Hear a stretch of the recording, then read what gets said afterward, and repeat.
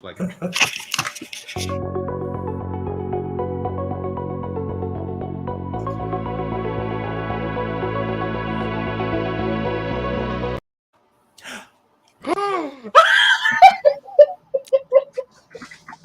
Look, I didn't know this by switching.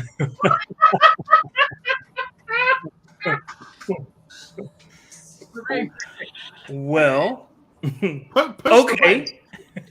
we said stun. Well, good evening and greetings. Thank you all so very much for making another delightful trek with us today. We are here to recap the latest edition of Trekker's Delight. Today's episode of Discovery's Rubicon. You know, a long time ago in college, I took Latin and I learned the story of Caesar and his crossing of the Rubicon. And just by crossing the Rubicon, it committed him and his troops, and the entire fate of Rome was thereafter changed. Chew on that for just a little bit, as we talk about Trekker's Delight in general. Before we get started, I want to give you a brief summary of today's episode. Starfleet wants to stop Book and Tark at all costs because they have already decided to initiate first contact with Species 10C, but Book and Tarka's brand of first contact is not what's on the menu. To ensure Burnham doesn't let her relationship with Booker get the better of her, Commander Nan is back to keep a watchful eye on Discovery's crew. Nan tells them Starfleet has decided that as a last resort, they plan on blowing up Book's ship. As we know, Discovery has a trace on his ship. Burnham, Saru, and Culber fill Nan in on their plan to gain entrance into Book's ship through a cloaked shuttle. Unbeknownst to Book, Tarka has installed a new defense system and it almost kills the away team, but not without help from Book, who saved them. After a brief fight, Book and Tarka manage a quick escape. They arrive near the DMA and it makes their scanning and other technologies difficult to use. Not wanting to fire on Book, Nan and Burnham worked out a compromise that allows them to know how much time they have before the DMA strikes another area of space. The current area is an unoccupied area of space. Through the help of Stamets, we learn it will be another week before the DMA leaves this area.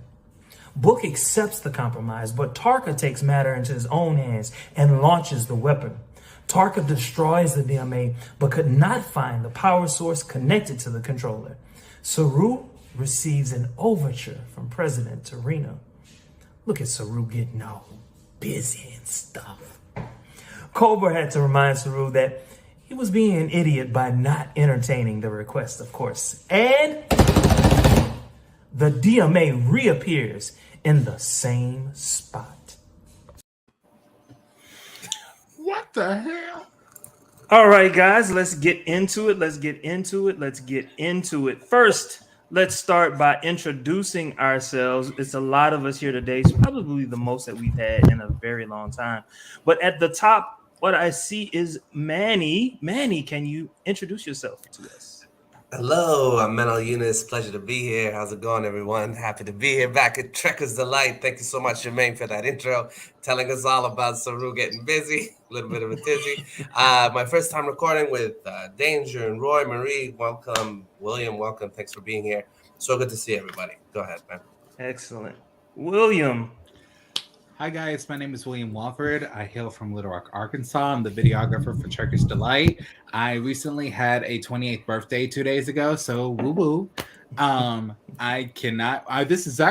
true. This is the most we've had in a very long time. Normally we go up to like 4, maybe 5, but we got 6. So yeah.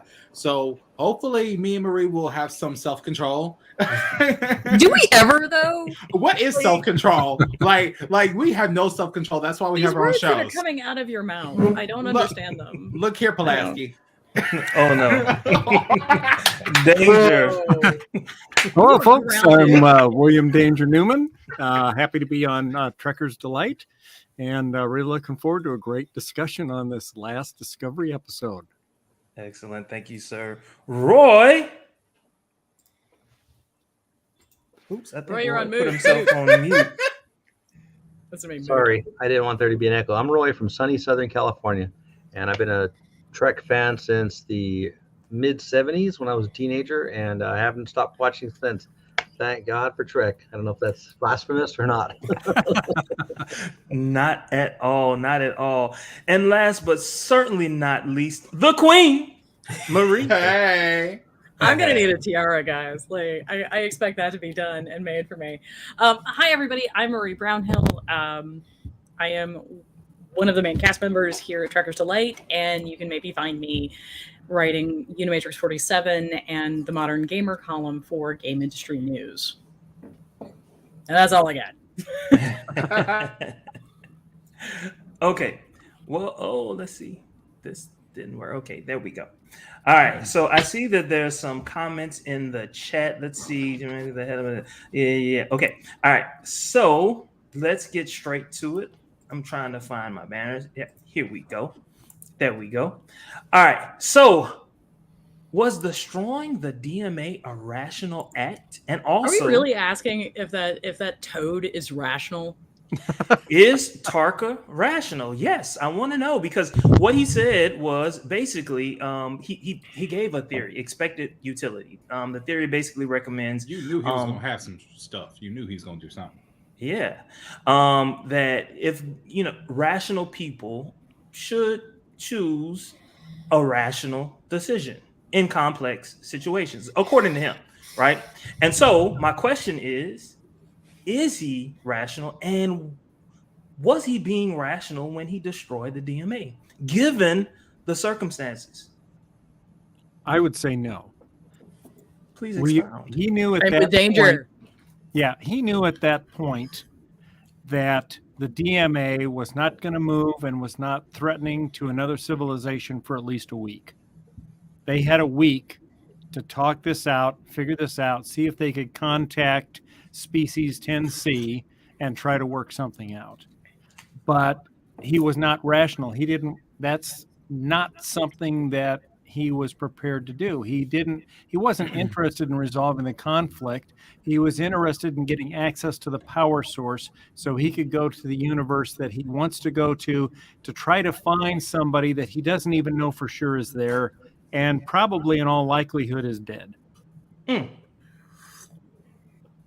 William. Okay, so earlier you asked, is he rational? I want to say, are they rational? Because that man has more than one face. Like, I just want to get the pronouns correct, because that dude is crazy as hell. But you knew he was crazy as hell when you saw that thing at the back of his head. And honestly, it was too peaceful at the end. I was like, okay, he's going to do something. So what was he rational? I'm like, why is, I guess, not to be sarcastic, but why is rational even part of the question when it comes to Tarka? I am Confucian. Like, honestly, I'm looking at the TV knowing Tarka is going to do something. I haven't seen any spoilers, mind you, but it was too calm. It was too quiet. And Booker's just lost in love. And he's just so glad to talk to Michael again. Oh, I'm so happy for you, baby. But next time, turn the hell around. All right. Let's switch to relationship advice from William Wofford. Gotcha. Save more money when you switch to single. Let's switch to Manny. Manny was like, look, I'm not going to talk about this episode. I'm going to save it for the live show. And so Manny is ready. Manny, what you got? He always sets me up like that, and it freaks me out as soon as I get on this. Well, if anybody on this podcast is going to be rational, it's going to be you. Like, you are the science You are the department, my most dude. rational one, yes. Maybe Until Roy, these guys maybe showed up. Roy, Now, I don't know. no, Roy and Danger get out. No, for sure. Sorry, Roy, what was that? Nothing. I got notes when it's my turn, so go. I love it. It's so funny. It's rational. Well, hearing the word rational immediately takes me to when Michael said that Book was being rational, which juxtaposes Tarka being irrational. And no one has ever plumbed the depths of Tarka's genius. Like, he's on top, like, put everything else aside with emotionality, such an emotional episode. But like, Tarka is this driven genius who has figured out a way to do this. He outclassed Stamets. He outclassed everyone at every turn and figured all this stuff out. Now he's about to launch his weapon. And this expected, I can't remember the name of the thing that he's like, viability or something. I thought it was going to kill Book on the spot. So that drive to destroy the rational act, or to destroy the DMA, is rational in the sense that it's a threat. But as soon as they found out that it wasn't a near and present danger, Book backed off. It is rational to wait when you know you have a timeline, which I will not even, the boronite not necessarily being the actual rate limiting step, and saying that the boronite was the thing that was and they calculated 154 hours. That's fine. Not necessarily true, but that's fine. And yeah, it would have been irrational at that point to destroy it, because you know that you might be having some retaliation. Plus, they knew that there was a mining equipment. It wasn't some other reason that it was there. So it was irrational to try to destroy it at that point, given the evidence that they had. But it's always rational to destroy an existential threat. Excellent. Roy wanted to jump in. What you got, Roy? So I don't think species 10C is actually phased by this attempt to destroy the DMA. It's almost like they're just swatting a fly. I mean, the way that DMA came back pretty much instantly in the same spot, I don't think they were phased by it. But at least they got their attention. So maybe they'll listen to what Starfleet has to say if they're somehow able to make contact, even though they're on the other side of the galaxy. And maybe Starfleet can suggest, hey, can you just modify your miner to look for carbon-based life forms, other types of life forms, things like that, and omit going into areas. I mean, it's a pretty big galaxy. Just omit going into those areas that have those life forms. They might be reasonable. I don't know. We can only hope, right? Maybe don't eat inhabitant planets. Yeah, don't eat the planets that have people on them or things or other beings, but who's to say what sentience is? It could be a planet of robots, or where Picard left off. And my I said that. Marie. So I'm really interested that we're choosing rationality here, because I have read a lot of Antonin Scalia's Supreme Court opinions over the years. And I will argue to you that each and every one of those opinions was rationally argued, logically argued, all of the above.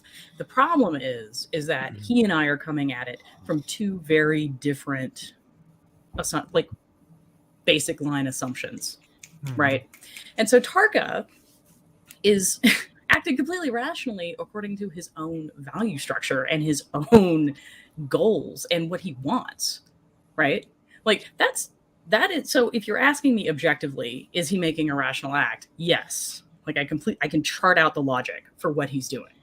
My symbolic logic professor might cry if I tried, but whatever.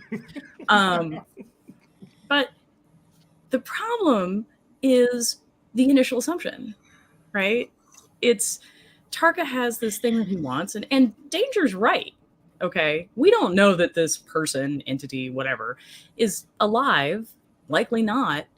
He's still keeping this promise to some rando that's dead, and he's completely willing to sacrifice most of the quadrant in order to achieve that goal. If not the galaxy. So if you want to ask me if his choices are rational, sure, they're rational in light of what he wants to do and how he's moving to realize that goal. But if you ask me if it's a good decision, if you ask me if it's a moral decision, that's a totally different kettle of fish. Right. And I think it's easy. I mean, I think it's really easy to dismiss Tarka as nuts. And I mean, don't get me wrong. I go back and forth on this question a lot. But also psychological evaluation is not in my wheelhouse. But the problem with Tarka is not that he's nuts. It's that take everything you assume about morality, about the right thing to do, and then place yourself in the middle. And that's Tarka. Okay. Yeah. Definitely the wild card. So, I mean, I guess you could call that narcissism.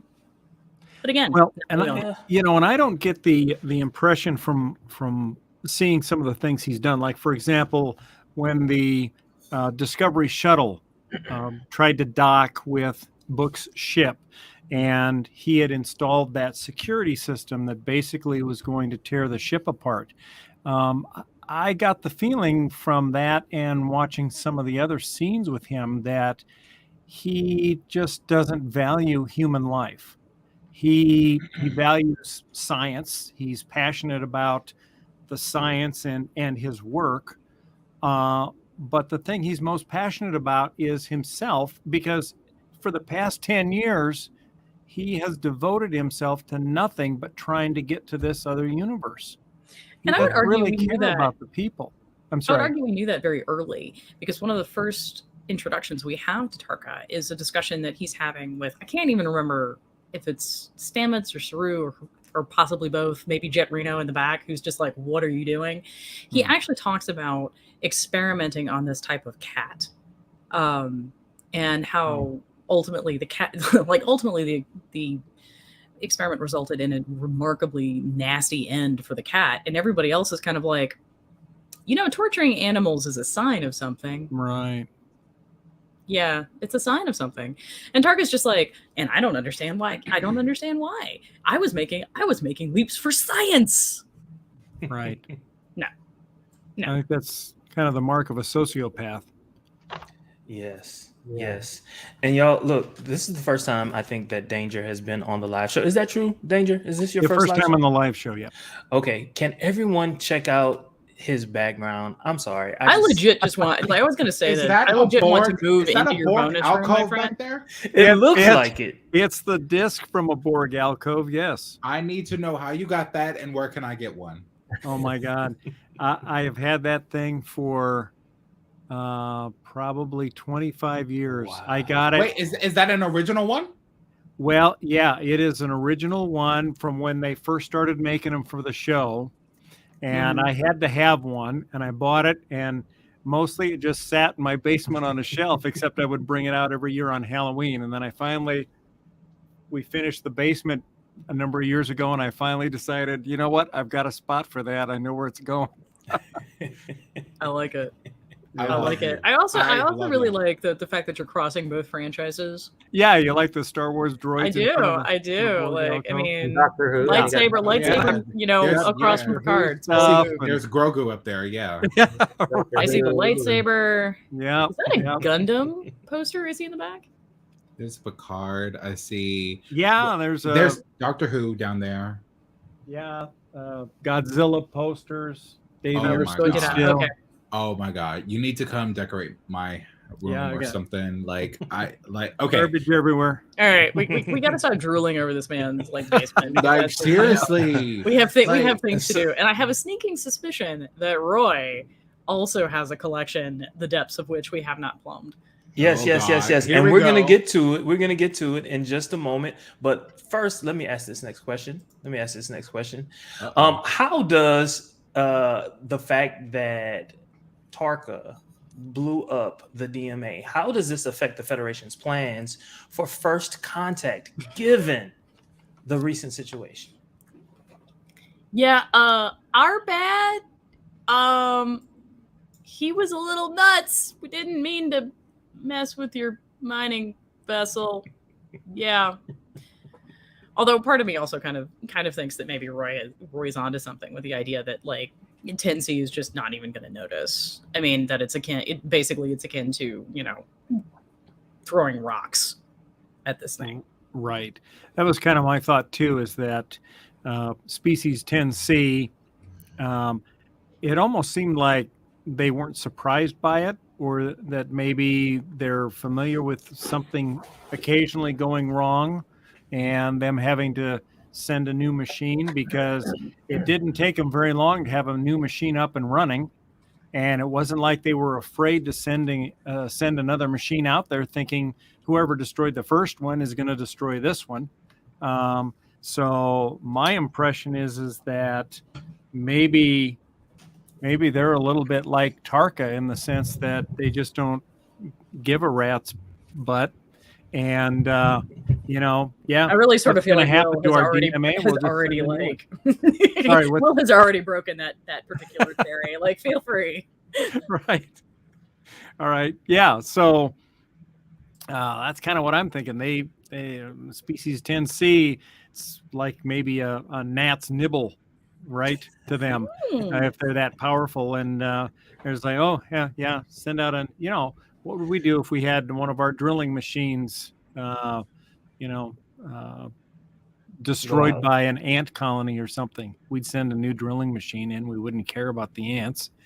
We just replace it, fix it, start drilling again. So that's what I think they're doing. Yeah, but Manny, is that climactic? I mean, this is a TV show, right? So we've got to have some climax, right? We've got to be entertained. So is that And remember likely that to William happen? is about 16 years old, and so he's giggling. I'm sorry, what'd you say, Marie? And remember that William's about 16 years old, so he's giggling.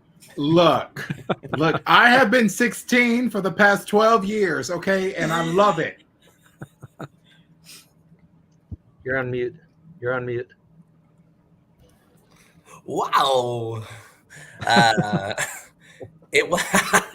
I mean, I don't know about the climax. Is it climactic? No. I mean, it's definitely like we've definitely reached a point where, as these existential threats are looming across different like Star Trek franchises, Picard and stuff, where you never know what's going to happen next. Once you make contact, once we know more about 10C, big Chekhov gun there, if you ever heard of one, right? They're just setting up like this big like MacGuffin of like whatever's going to happen there. It's really just thinking about it, like right off the top of the dome, like what do I think? I think that two things. One, I mean, I heard what Danger said, and I get that, but I also think that it's possible that this is an automated response, like something just like regenerated, and there was like, so it either didn't register with these 10C or did register. Now, if it didn't register with them and it was just some automated process or whatever, it's like we didn't make contact. Like the assumption is that we've made first contact by the end of this episode. So let's say that we have. They may not think or communicate in a way that we understand, which could be said about any like, xenomorphic species, anything like external to us. They didn't immediately come out and talk to us in the galaxy. They may not they're farming us basically. And they may not realize that we're sentient, which is like a big thing in Ender's Game or whatever. So there's so many possibilities here. I don't know where it's headed. I just know that this has been my favorite episode so far because finally the plot is moving. We're finally moving the bus, getting somewhere, and the emotionality and the actual like when all of these things are going down, you're looking towards your crewmates and you're looking towards it. You finally laid enough of a base down that you have this emotional connection with Book, you have this emotional connection with Nan or Reese or Bryce, and you're like, well, okay, finally we're seeing that, or Detmer or Woshikin. And so what I would say really is that we don't really know if they've made first contact or if it's been successful. What if it's a natural blip or phenomenon, as Danger would point? But if it is and they are coming, I'm finally happy for this for us to just reveal Manny, what is happening. I've got a question for you, Manny. Do you think it's possible that this new species 10C could become the new existential threat for the Federation? I really did think for a while, that there was something about the control or something in Picard with those AI coming out from an extragalactic, but that was extra dimensional, not extra galactic. Right. So, the idea of and I would love to tie the threads together where this existential threat is actually connected to all of these things. And just like how Picard had the last episode where he went to these different timelines or whatever, maybe they were being sewing these things up and then they actually do overlap through Strange New Worlds, through Lower Decks, through Picard, through Discovery, which would be fantastic. If they are introducing something new, it's a lot of buildup. It's a lot. So, and we just don't know. All I know is the controller. Yeah, right. And the fact that they had this amazing, and it's a dark matter anomaly rather than something they're actually using energy and frequencies rather than technology. There's a technology that's being powered extra galactically, not dimensionally, which is everything's been dimensional. This is extra galactic. So it's either something can jump galaxies or is farming other. So we're talking about a civilization that's so big that it's colonized its own galaxy and now it's colonizing other galaxies. So Yeah. I would say it's different actually, because AI wouldn't. I think the AI in that Picard at the end were even more advanced than what you're seeing here. Right. Let's All go right. to William. Oh, I'm sorry, William. You had a. I hope not that was William, okay. Danger. Did you have a follow up?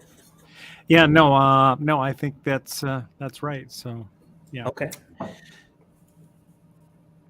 I'm sorry. It looked like you had something else to add. I'm still in the main window. Yeah, it looked like you had something else to add.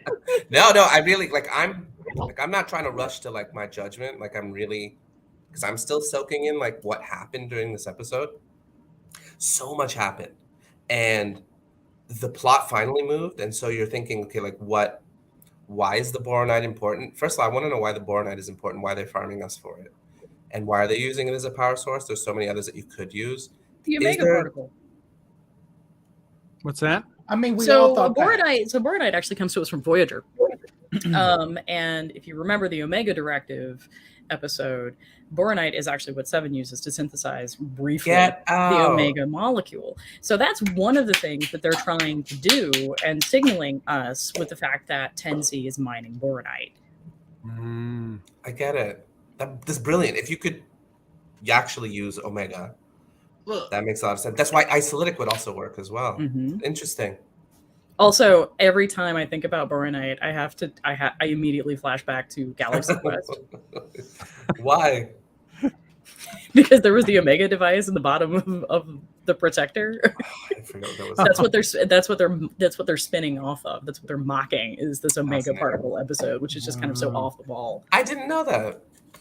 You're just a fountain of these ideas, Mary. I love it. I when like you how go I right like how away. we're just on the same page because I was literally gonna say that. For I was real? literally gonna say that. Maybe not the first half, but definitely the second half. When I looked at that device, I was like, "Is that the Omega molecule?"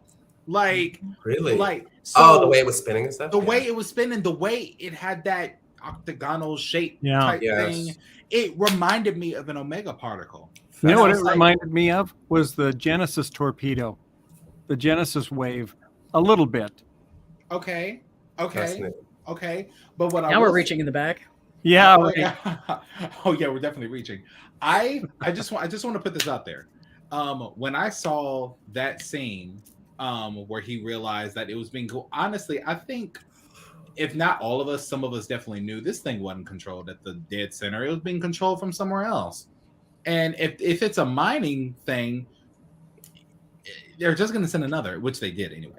So I liked Tarka's oh shit moment when he sat down, because it reminded me of Balana when they tried to sneak when they tried to rush their way home with what was that species that had the you could transport 40,000 light years, and she realized it wasn't compatible with Federation technology. That's right. Participate for antineutrinos. He sat down the exact same way. So that was his moment. And I was like, ha!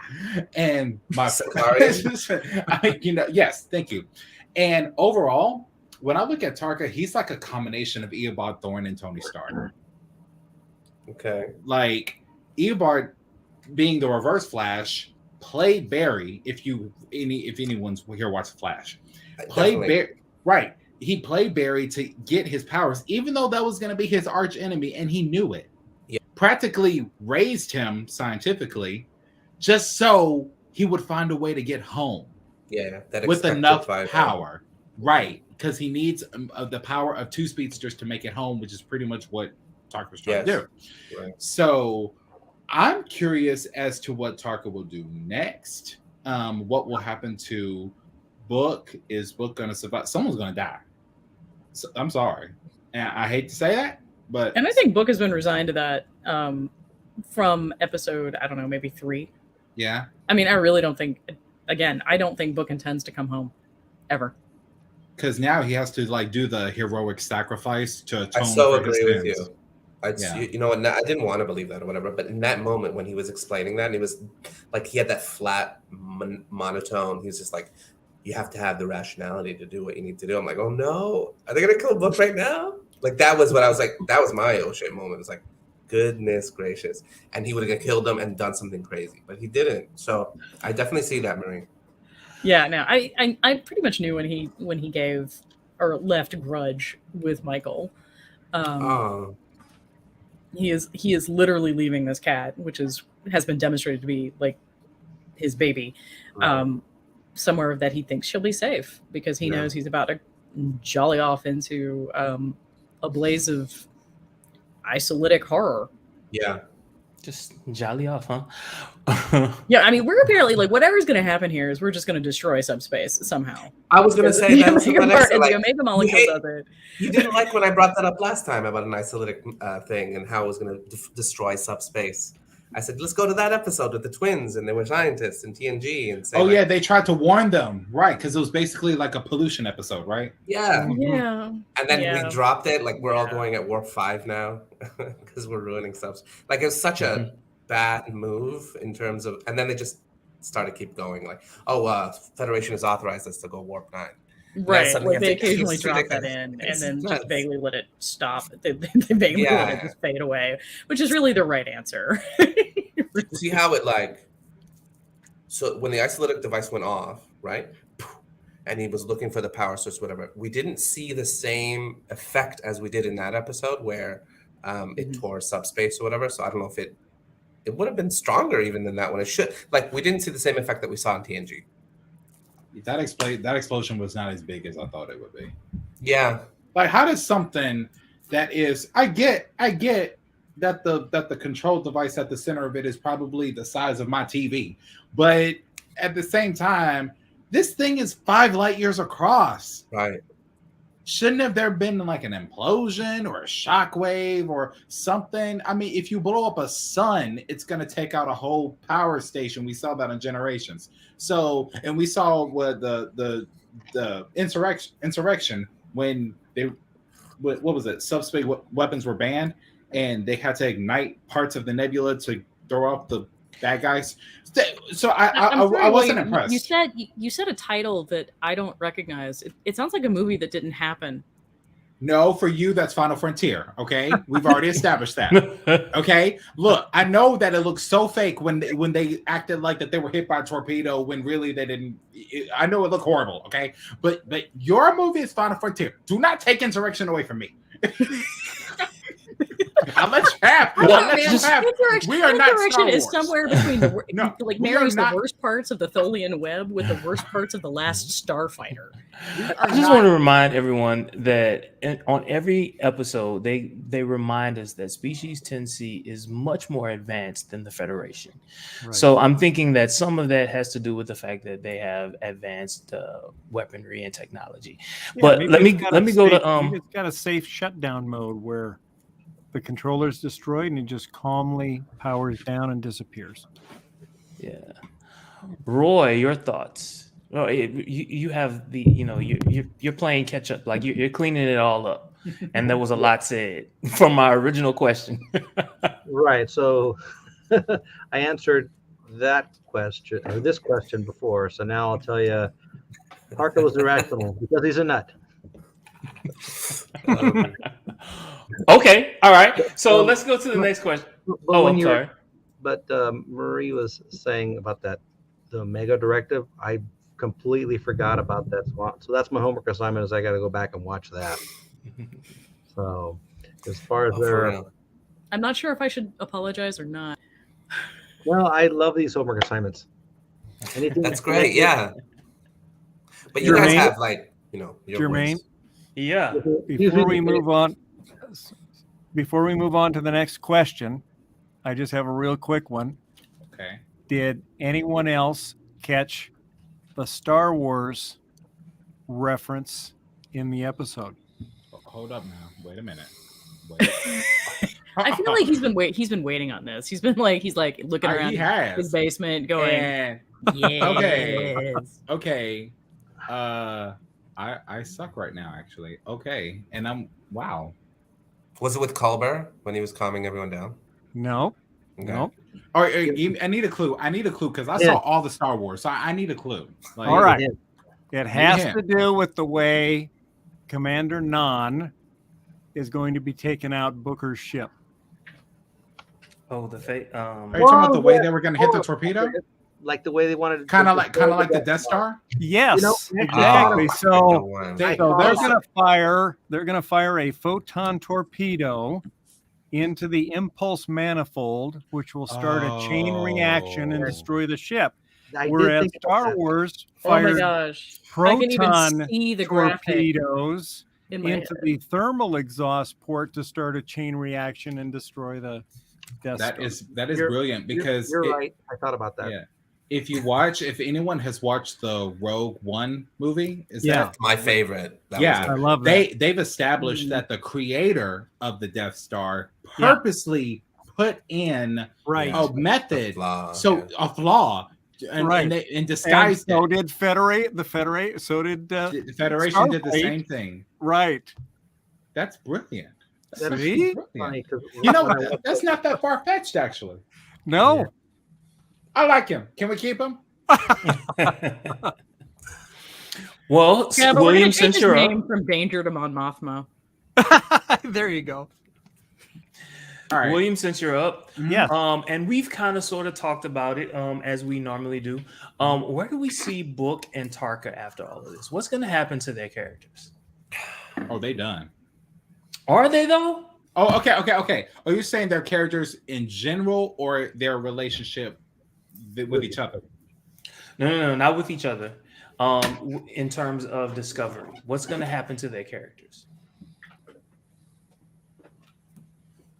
For instance, will the Federation say, "Okay, Book, we understand," or will they say, "Tarka, no, we got to do something about it." You know what I'm saying? Like, what's going to happen? I'll tell you what's going to happen. Hold on. This is literally in the episode title, guys. Rubicon, yes, I know, but what I saw earlier was it was a lot of Booker, right? And so it leads me to believe that Booker's not going anywhere. I don't know exactly Oh. what's going to happen to him, but I don't think he's going anywhere. I agree. Look, okay. I think every show that I've seen where someone does something the way Book did, it never ends well. Or it never, I won't say ends well, because it's not ending, in my opinion. It never progresses well. By that, I feel like Tarka is not done. He's determined and he's going to keep going. He will probably not Book out, take him hostage, and take over his ship.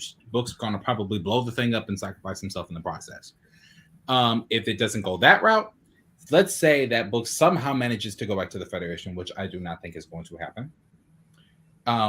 Yeah, they're going to arrest him. They're going to detain his ship. They're going to do what Starfleet is going to do within the power that they currently have. So I'm sorry, but I do not see a stable relationship ending for Michael or Book. You already know Tarka's got to go. But I also know that given his demeanor, Tarka is not done. He has just begun. Let's put this into perspective. He already ascertained that they were going to board the ship.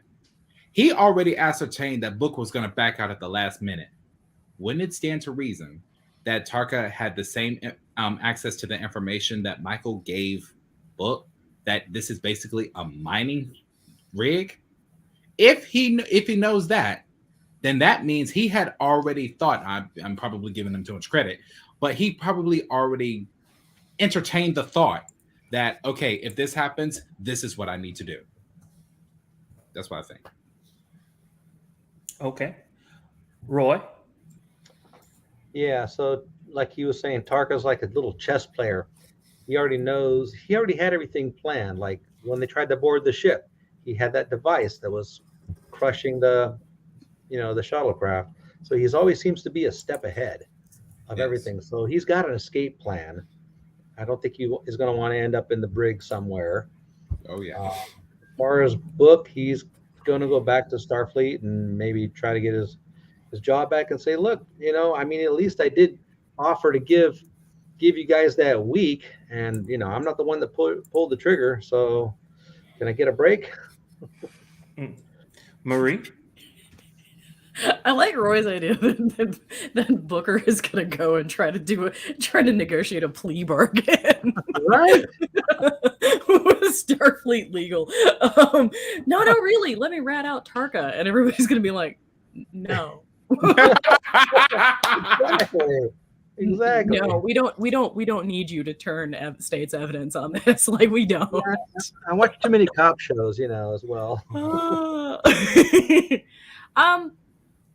Honestly, I think my money is on Book sacrificing himself in order to stop Tarka, because I agree with everybody else who said that this man's a chess player, that he no doubt has plans within plans within plans. I'm really, really praying to great Cthulhu sleeping in Relay, that we get to see somebody give Tarka his comeuppance. But that's because I am a petty creature, and I really despise this character.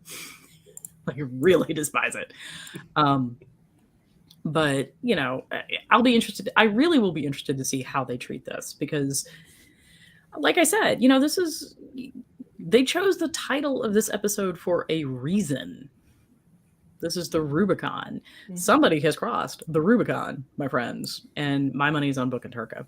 Can you give us a background on the significance of the title Rubicon for those that might not get it? Yeah, so it's kind of like burning your bridges, right? Like a bridge too far. Okay. I can't remember which campaign. The river in Rome. Yeah, I can't remember. No, Rubicon. That's he was coming. Is this like a point of no return reference? It is a point of no return reference, because basically what happened is, I want to say it was Caesar took his forces across the Rubicon, and basically got the Roman Empire's arse handed to him in violation of what the Roman Senate wanted. Yes, you're never allowed to bring the actual. So it wasn't really like, at that point it was still the Republic. It was before he decided that he was going to do away with that pesky Senate business. Yes. Don't you just love how Star Trek just chooses certain names for certain ships in certain episodes? It's brilliant. So I think all of this has meaning, right? Oh yeah, definitely. So, yeah. Okay. All right. What's up? You've had your history lesson for the day. Hey. Yay! That's so great. What I think is going to happen with Book and Tarka, well, what we've seen is, they've played their cards. I really did think that Tarka was going to kill Book in that moment, and the fact that he didn't speaks volumes. I think he's been a bit schizophrenic since we've seen him being Ryzian, and then he's like, oh, it's like, and he walked in, he had that swagger, and you're like, okay, whatever, and then you saw him flip to that darker. Yeah, he had this sort of like other side to him. It's like, I'm doing whatever I can. And the only other time that I saw something like this recently was Dr. Arak Singh from Cold Station or Borderland from Enterprise. Brent Spiner reprised and played like an earlier version to Khan Noonien Singh. And he was a genius who was trying to get his augments back. And he did whatever he could. He manipulated everyone around him to do exactly what he wanted. And it was wonderful. Soon, sorry. Not Singh. And the only thing, his only misstep was his not being able to anticipate how his own augments would do. So in all of those chess moves, he couldn't predict that. And I think Tarka, with that expected utility or expected viability, I can't remember what he said, and he just went flat, and he's just like, I thought he was just going to like phaser him. I think you're going to see Book in a brig and Michael coming to see him, a classic sort of Star Trek move where like he's there and he's unrepentant. I did what I had to do, and Michael's like whatever, and the state will do it. President Rillick will come for him. She's the devil. I've heard that she's the devil. Oh, who said she was the devil? The troll. Do not feed him. I heard she was the ice princess. Yes. And then you're gonna get like the Admiral, of course, and President Rillick or whatever. And I think those interactions, and then once the Greater Council, like now, this has all been interplayed in the field of battle. Yes, she is the hubris. The hubris. The next episode is going to open up with President just bitching at them, like, yeah. I can't believe you did this. Yeah. So I think honestly, we're going to see like Antarka, like Soong hasn't played like he's the asset. And Rillick had said to Vance, that's your man.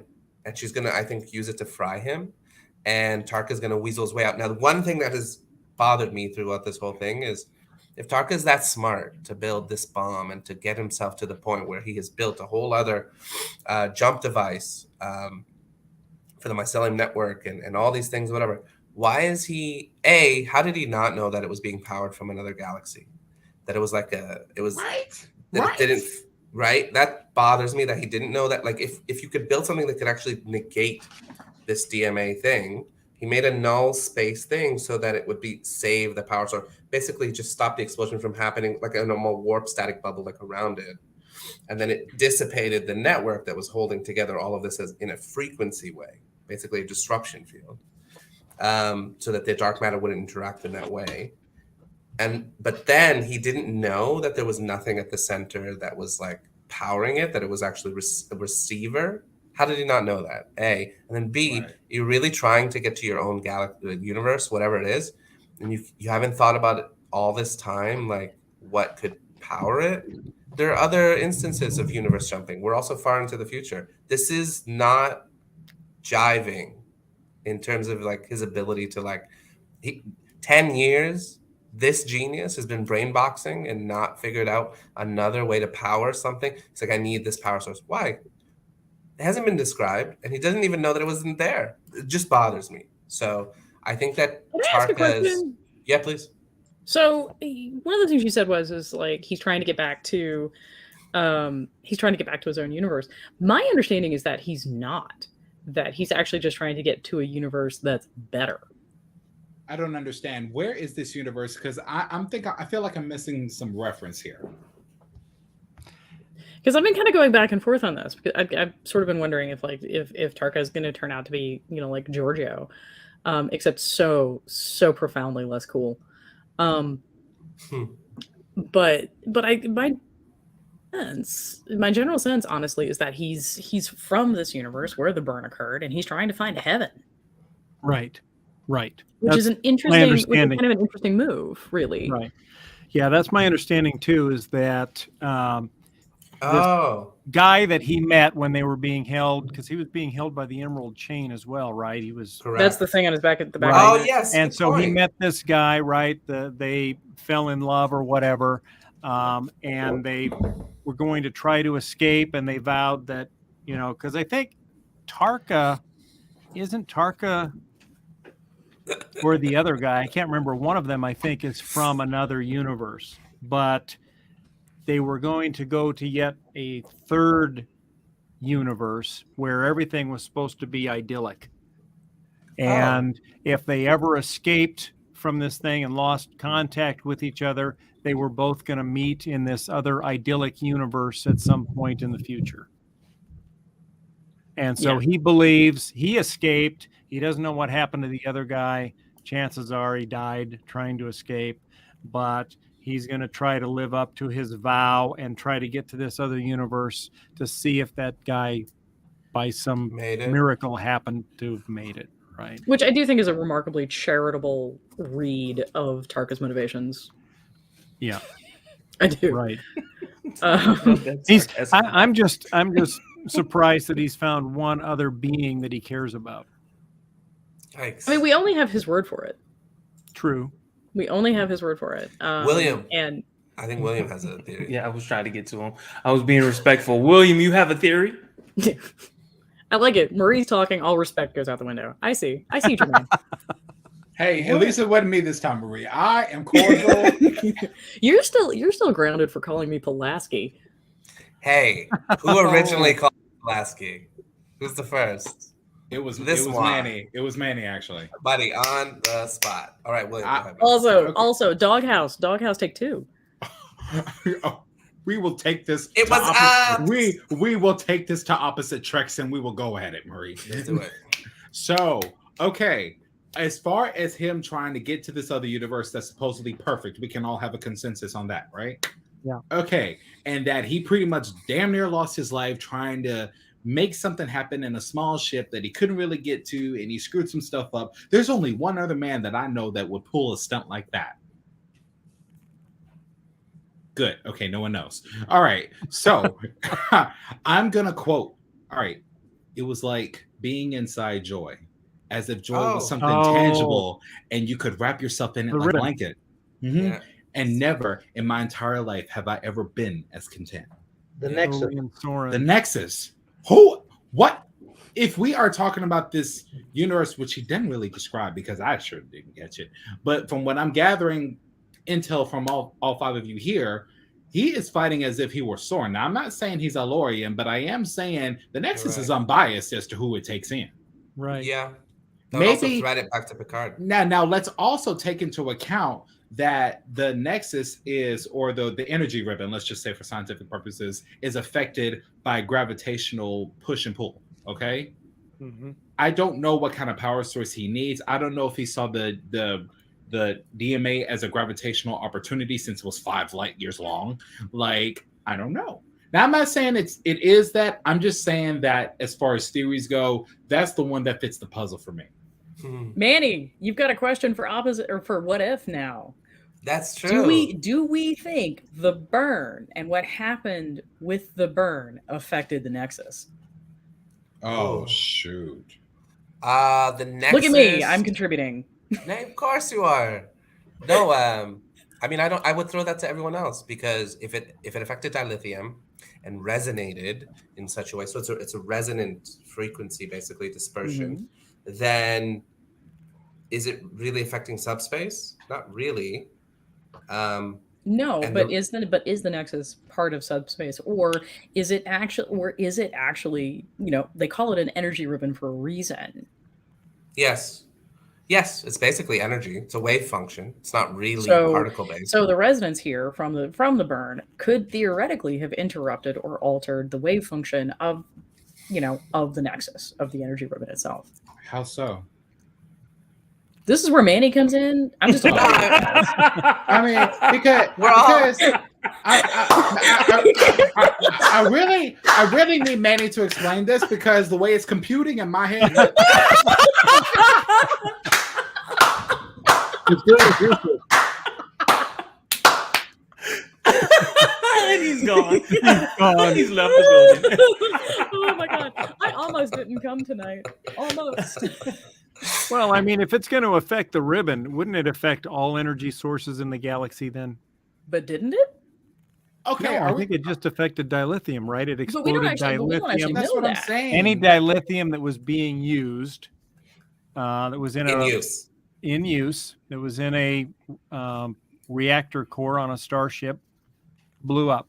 So we know that happened, but we don't actually Mm. we haven't actually gotten anything concrete referring to other power sources. We just know that there was subsequent experimentation with other power sources and nothing ever quite got to the dilithium phenomenon.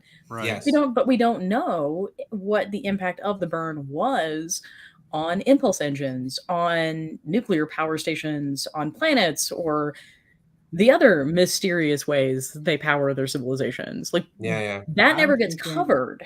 I'm thinking because we've established that the shockwave from the child crying over his mother, which I still I'm gonna need you. I'm just gonna need you to let that go, William. Okay, Much. okay. Much. I'm just gonna say for Riddick, I'll need to let it go. canon's sake, we have already established in the previous season that it was a specific frequency that traveled at the speed of damn near the speed of light. Okay, Right. So it was a frequency. What affected the Nexus was a gravitational Correct. shockwave. Correct. So it's like I mean, as far as how sound goes, like one is It's a wave frequency- based versus particle based. Exactly. Thank you. Yes. Thank you. So yeah, so that's on the front end. Now on the back end with the ships actually exploding. If you think about how big the galaxy is and 10 million ships blowing up, it's like it doesn't really do much.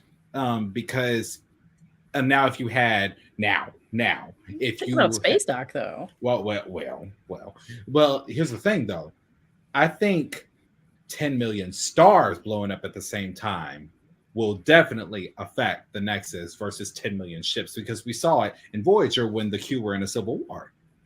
Yeah. Like we saw all of that. We saw exactly what, like three supernovas back to back to back. Now if that would have happened, I would have. That's all I gotta say. Yeah. All right, we need to get back to Rubicon. Jermaine. You know what, y'all? In a roundabout way, you all already answered my last question, but for the sake of it, I'll just hey, how will species 10C react or respond to perceived Federation aggression? Marie. Respect to these questions. Thank you, Jimmy. Rocks and slingshots, honestly. I really don't think 10C cares at all. I really like the I really like the idea the danger posed of like the DMA, functioning under some sort of like space OSHA or space EPA regulations. So it contains itself and then just reboots. Right. Yeah. I really like that as a concept. But I think it's really one of the things I really like about the concept of 10C, there are two things. I love that they're new. They're not a reference to anything else. This is something that is unique to Discovery, and I feel like it's about damn time. Two, they are as far from the Federation as the Federation has been in, say, for example, who watches the Watchers back in TNG days. So the question is going to be, the Federation is going to try to make first contact with these people. Are they even going to entertain this? Maybe they have their own version of a prime directive. Roy. Come on down. Yeah, like I said, we were just a bug, Like, moving on, reboot. William. Look, I'll be honest with you. I knew the season was not over. Far from over. Okay. But I was a little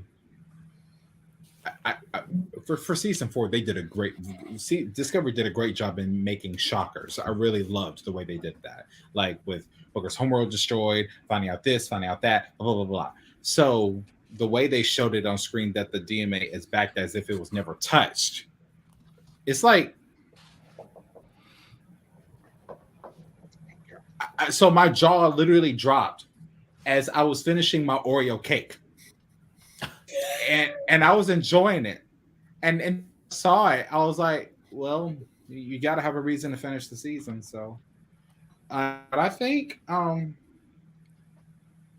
in terms of that, I don't know what to think. How are they going to respond? They are so big. It's like Q looking down on a human, looking down on an ant. We have to understand the power difference between these two.